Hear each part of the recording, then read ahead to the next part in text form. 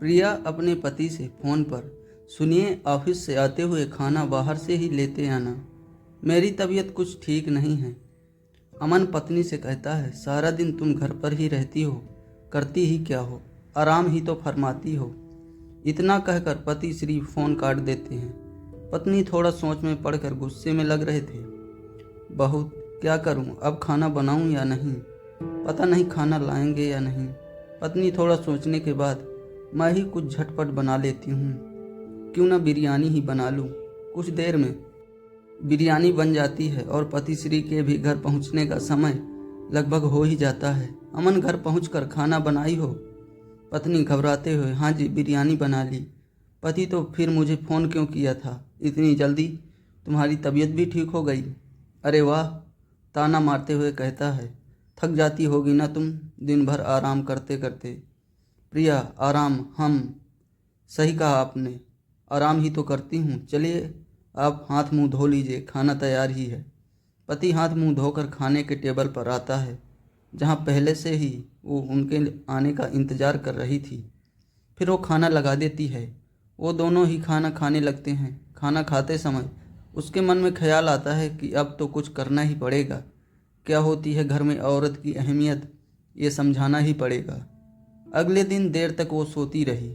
एक उसके न उठने से सभी सोते रहे। फिर 8 बजने वाले थे कि वो उठ गई और नहाने चली गई।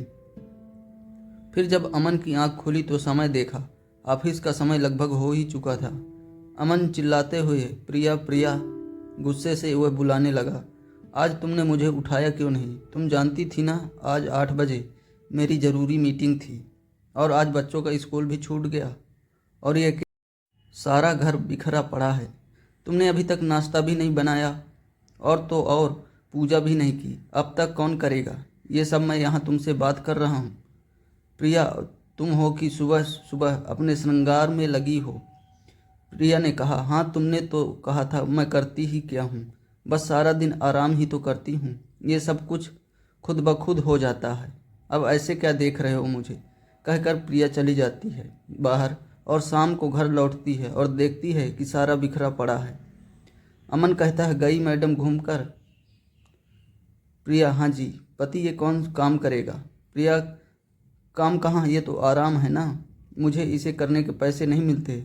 आपकी नज़र में तो सिर्फ पैसे कमाने को ही काम कहते हैं ना। अगर काम के बदले पैसे कमाने को ही काम कहते हैं तो ठीक है, आज से मेरी भी सैलरी फिक्स कर देना। हफ्ते में कितने दिन वर्किंग काम करने वाले होंगे ये डिटेल में बता देना। तीज त्यौहार की छुट्टी भी अलग रख देना। बिना काम किए त्यौहार कैसे होते हैं मुझे भी देखना है। 8 घंटे काम करने के बाद बाकी के 10 घंटों का ओवर टाइम करने का हिसाब भी कर लेना। ऐसे क्या देख रहे हैं, चलिए सो जाते हैं, सुबह से नई ड्यूटी करनी है ना। आइए। वो चुपचाप बस प्रिया की बातें सुन रहे थे और बस उसे देख रहे थे और उसकी बातों को समझने की कोशिश कर रहे थे। प्रिया लाइट बंद कर बेड पर सो जाती है और वो भी बेड पर आकर लेट जाते हैं। फिर सुबह की पूरी हुई घटना को याद करते हैं और उन्हें इस बात का एहसास हो जाता है कि औरतों के बिना घर घर नहीं होता, बस एक मकान होता है।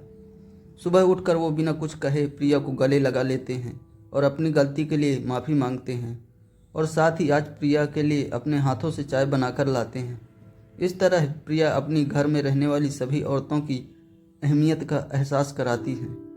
दोस्तों, कहानी कैसी लगी कमेंट में ज़रूर बताएं और अपने दोस्तों को भी ज़रूर शेयर करें।